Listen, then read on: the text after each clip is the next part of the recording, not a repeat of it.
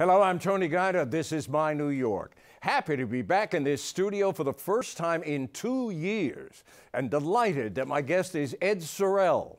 He comes bearing gifts, profusely illustrated, a banquet of beautiful, irreverent, sometimes lacerating drawings prepared with generous helpings of old lefty politics, mordant wit, and a fierce desire to slay sacred cows, no matter where they graze. 60 years of drawings, a magnificent memoir. The feast begins next.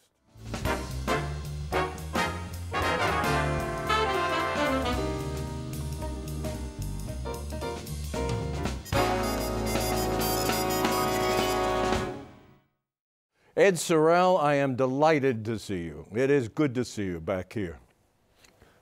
Good to be here. Thank you. Good to be in the studio.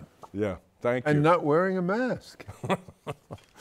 I'm going to mention where your work has appeared, and I would hope that you folks out there have seen Ed's work in many of the following magazines, in all of the following magazines: New Yorker, Esquire, Vanity Fair, The Nation, Ramparts, The Village Voice, New York Magazine, Atlantic Monthly, and basically any magazine that was worth reading. Well, I had to put 4 kids through college. And you work did? For everybody. Let's get right to it. Let's get right to the work. The drawing that I think launched your career at the age of 37, Frank Sinatra, on the cover of Esquire. Tell us about it. Well, not quite. I was down on my luck. I had split from my first wife. My studio was there, and so I didn't have a place to work.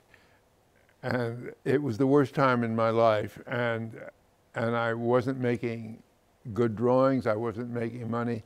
And out of a clear blue sky, I got a call from George Lois, who was art directing the Esquire covers, and he needed an artist to draw Frank Sinatra with a cigarette in his mouth and having many hands trying to light it for him.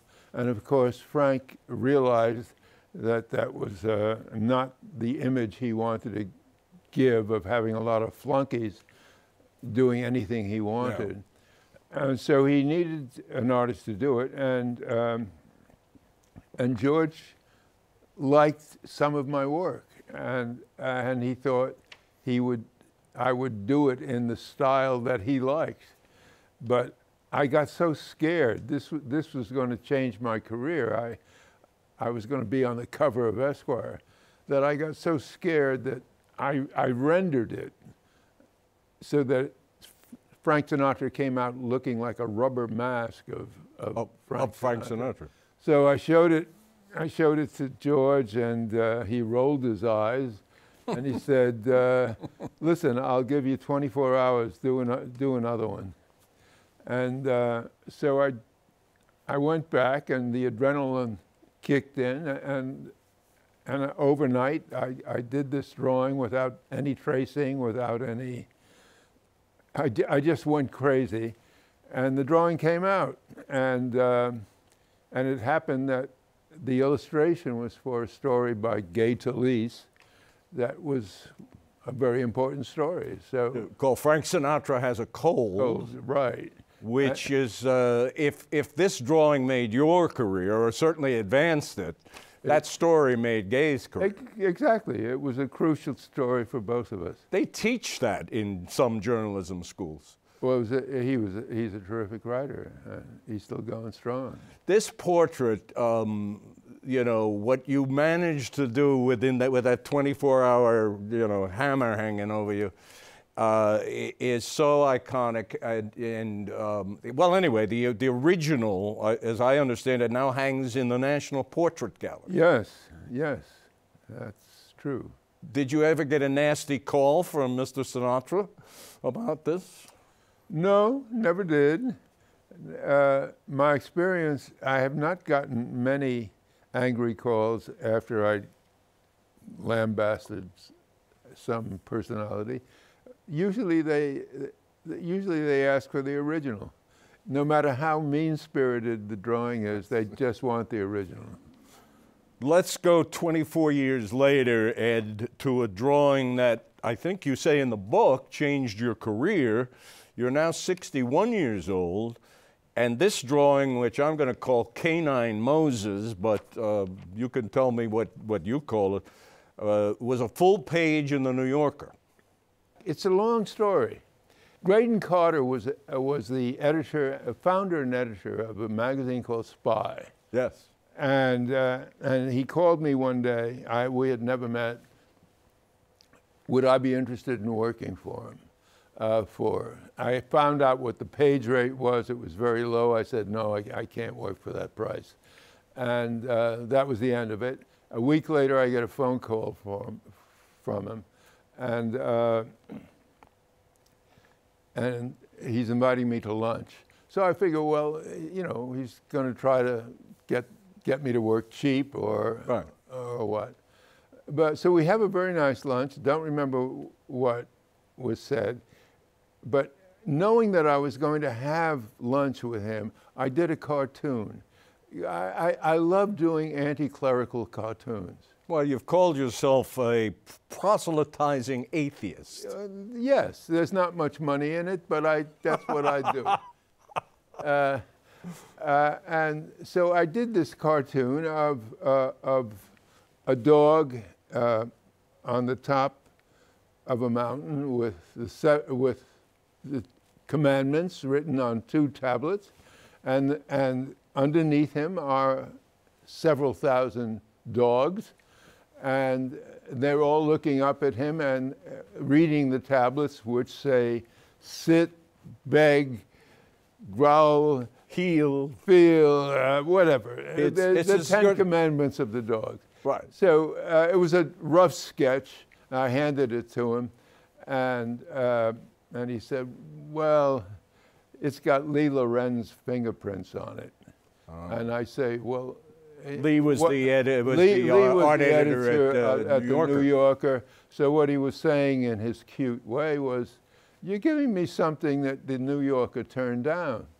So I started to stutter. But no, I've never done work for the New Yorker. Well, he says, anyway, it's not right for me. Now, by an odd coincidence, I was having lunch with Lee Lorenz the next day. So I gave him this sketch, which supposedly had his fingerprints on it, and a week later, I was in the New Yorker with a full page with this cartoon. So, and that's how I got into the New Yorker at the precocious age of 61. And several years later, I felt I want to do it better, and I want to do it in color. So what you're looking at is that same idea, but done better. Well, we're going to come back to proselytizing atheist Ed Sorel in a moment, but we ought to jump into your background a little. Growing up in the Bronx and in the Depression, working class neighborhood, 5-floor walk-up, a neighborhood of what? Communists and old lefties and. Yeah, well, a lot of that. A lot of my family were communists, but my mother, who worked in a factory, who was a worker, she did not approve of the communists because they were always trying to take over her union.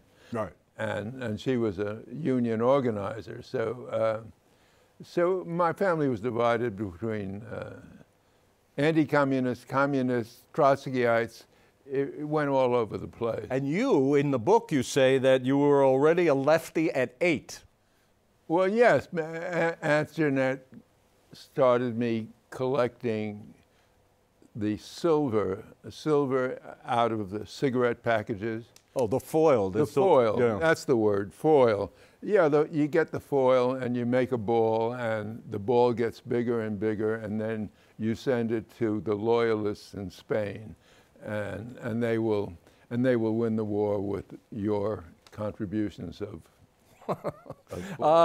your mother, whom you just adored, was very supportive. Your father you hated, but your mother was very supportive and saw that you had this drawing talent and really pushed that along.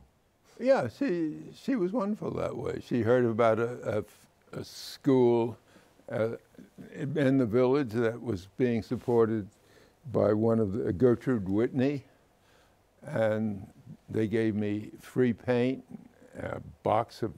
Is that the Little Red Schoolhouse? Yeah, the Little Red Schoolhouse, a Saturday class for poor kids, and that was the road I took from then on. I was an artist.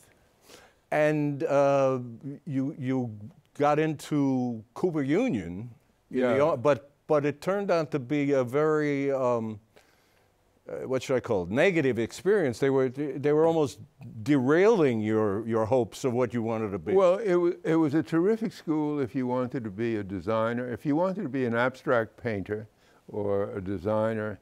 But I wanted to make pictures. I wanted to make pictures with real people, and I wanted somebody to teach me how to draw. Realistically. Properly. Properly. I don't know about realistically, but to draw with some energy, to draw easily. And they weren't interested in that. They were into breaking down everything into a flat design. So whether you were drawing a locomotive or a bowl of fruit, it was always with one black and one color, and it had to be flat. And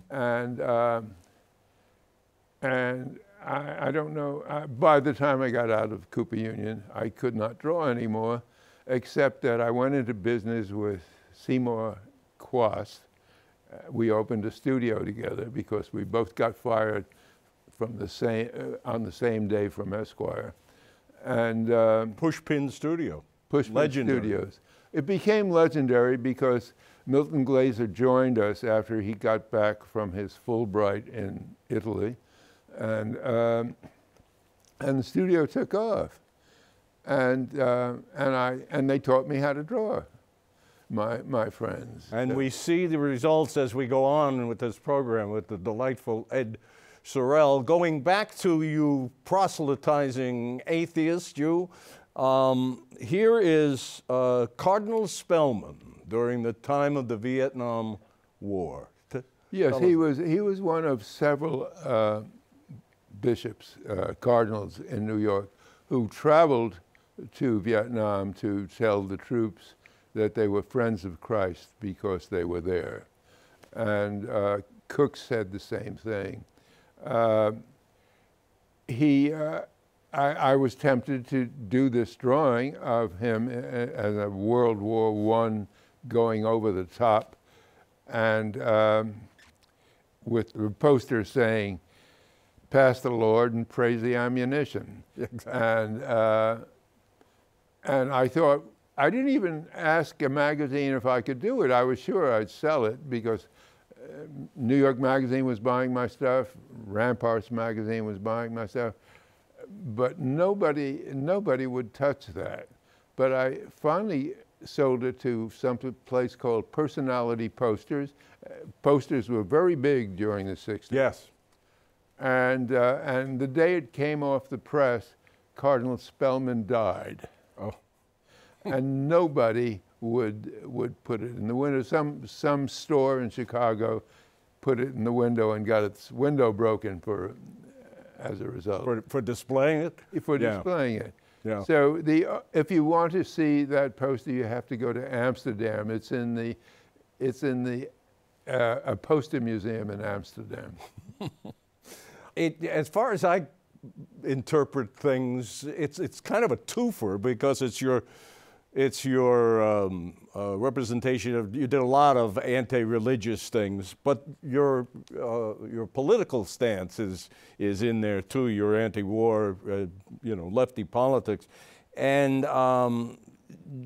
part of this book, or half of the book, is your critical examination of every presidential administration of your lifetime.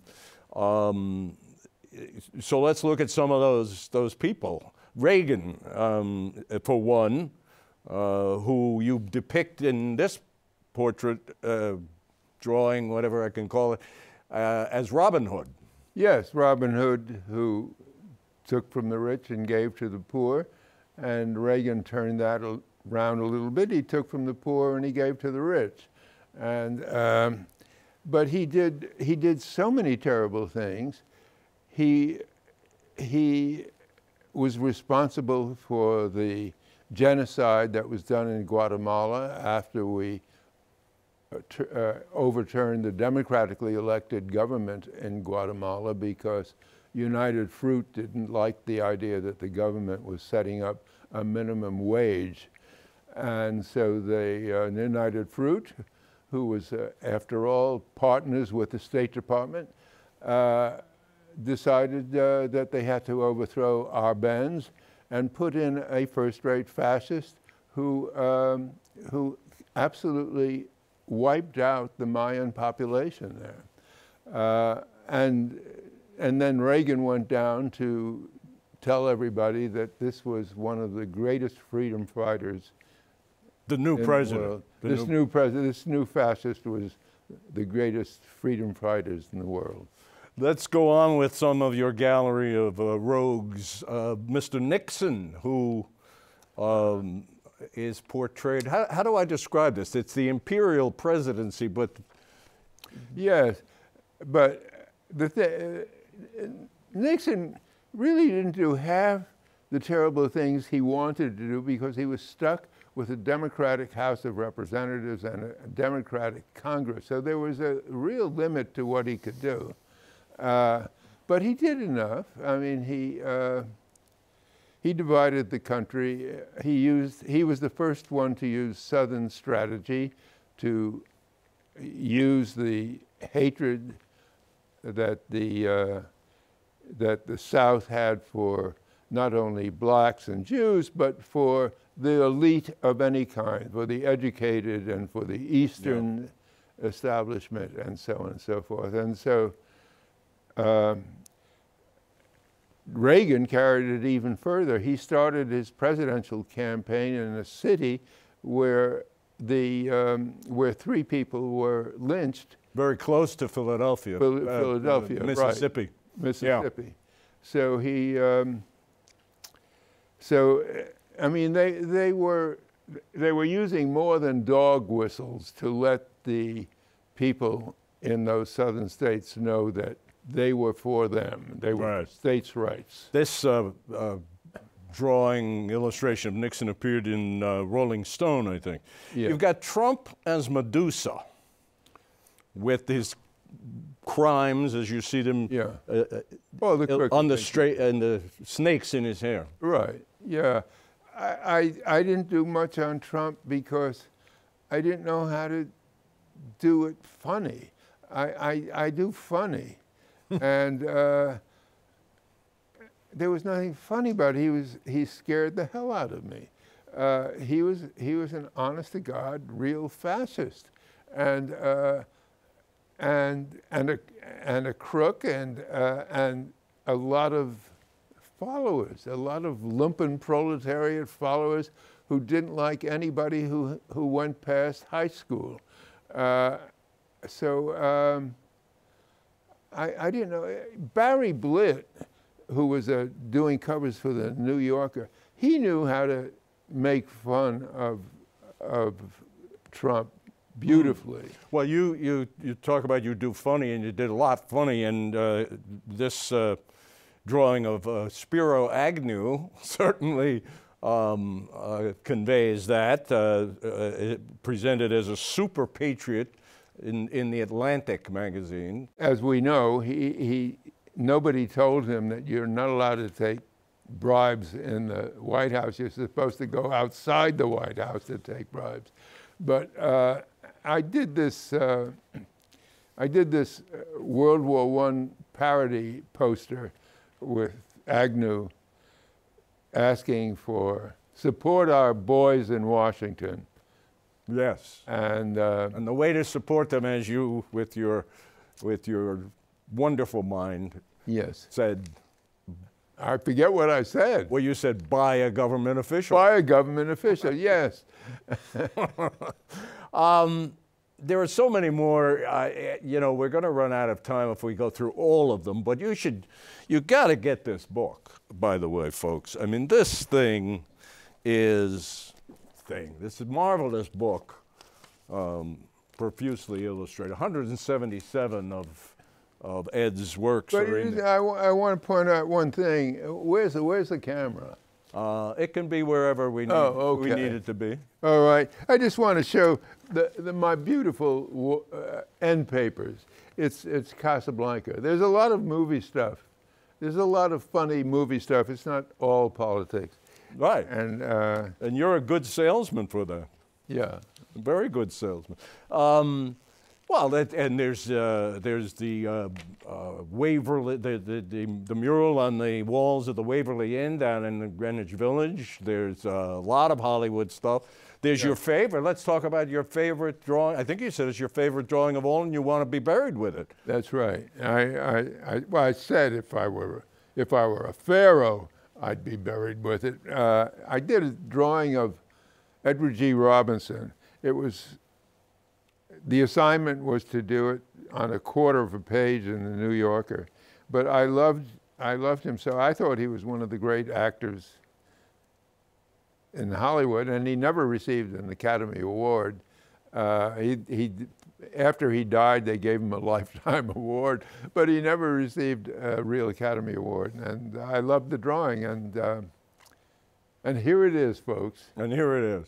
And I'd be remiss if I didn't point out that this book is dedicated to Ed's beloved wife, Nancy, and there's this just lovely portrait, or not portrait, illustration on the dedication page. Yes, she was indeed my muse, and she married me at a particularly low point in my life and she made me happy, and the happier I got, the better the drawings became. I owe her everything, and she was a hell of a good writer too. So we did some things together. Well, you did at least 2 books, right? Yes, we did a book called First Encounters for Alfred A. Knopf, and the drawings that I did in that book, I felt these drawings are the artists that I hoped I would become. And they were the best drawings I did. Well, you single out, in the book, you single out one, Degas' first encounter, Degas meeting with Mary Cassatt. Yeah, that was another beautiful picture. It took me, before everybody gets the impression that I'm very full of myself, it took me a very long time to get good. I was ruined because of the art training, and it took such a long time before the drawings got better and better and better. And what do you think allowed that to happen? Finally, I was happy. I was happy, and it made a difference. I had nice children. I had a wife who kept encouraging me, and happiness works. Yeah, it does. One of I love the idea that you and Nancy had for the book called The Word. Yeah, we did Word. Yes, Word People. Word People. I'm sorry, Word People. Yeah, she in spite of driving all the kids to 4 different schools and ballet lessons and all sorts of stuff, she wanted to go back to being a writer. She was a writer when I met her. And so I offered the idea of doing a book about people whose names became part of the language. We all knew about Boycott and Sandwich and Bloomer, but there were well over 100 words in the English language that come from people. Like I love this drawing of a Zeppelin. Zeppelin. Because of, what's his name? Count... Ferdinand von Zeppelin. Yes. Yes. He went up in a balloon and got the idea, all you got to do is make a ship out of it, and there you got a Zeppelin. And the guillotine? Guillotine is something else. Then Galvani made an experiment with a frog and proved that you could make the legs move after the frog is dead. And so he galvanized the frog's legs. And there were a lot of, Martinet was a loyal soldier to Napoleon, and well, the book is called Word People. Word People. But you look up Ed Sorel and the books he's written, and now this, profusely illustrated, a life that has been profusely illustrated, and I'm honored to be able to celebrate at least a part of it with you here, and I thank you for being here. Well, thank you. Well, and thank you for watching. We'll see you next week.